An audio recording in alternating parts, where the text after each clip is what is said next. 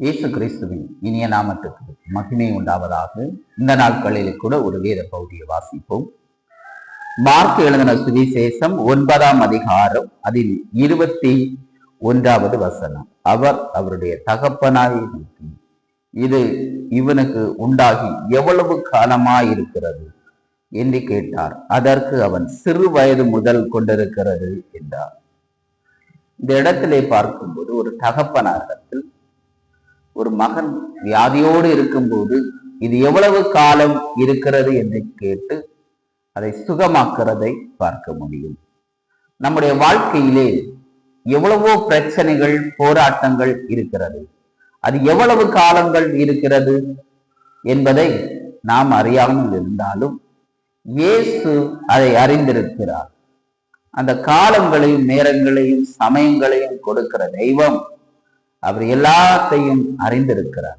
அவர் இன்றைக்கு அந்த நாட்கள் வந்தது, உங்கள் வீடுகளிலே இன்று ஒரு ரட்சிப்பு வந்தது, ஒரு விடுதலை வந்தது.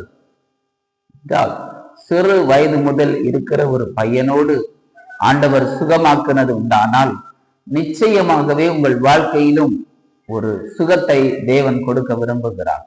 இவ்வளவு காலம் நான் இப்படி இருக்கிறேனே, இவ்வளவு காலத்திலே நான் இவ்வளவு தூரம் கஷ்டப்படுகிறனே என்று கண்ணீரோடு நிற்கிற பிள்ளைகளை பார்த்து ஆண்டவர் சொல்லுகிறார், இன்று உங்கள் வீட்டிலே ஒரு விடுதலை உண்டு. அதை விசுவாசிங்கள், இயேசுவை விசுவாசிங்கள், நிச்சயமாய் உங்கள் வாழ்க்கையில ஒரு விடுதலை உண்டு என்று இயேசு இன்று அதுதான் இன்று சுட்டி காட்டுகிறார். சிறு வயது முதலே இருந்த பிரச்சனையை இயேசு சுகமாக்குனது உண்டானால் உங்கள் வாழ்க்கையிலும் இருக்கிற பிரச்சனைகள், காரியங்களையும் தேவன் இன்று சுகமாக்க அவர் விரும்புகிறார்.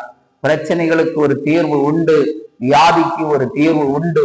விசுவாசிங்கள், நிச்சயமாக உங்கள் வாழ்க்கையில ஒரு அற்புதத்தை இயேசு செய்வார். நீங்கள் விசுவாசிக்க தேவனால் கூடும். தேவரால் கூடாத காரியம் ஒன்றுமே இல்லை. இயேசு உங்கள் வீட்டிலே இன்று அற்புதம் செய்வார். விசுவாசிங்கள். கர்த்தர் இந்த வார்த்தை மூலமாக உங்களை ஆசீர்வதிப்பாராக. ஆமென்.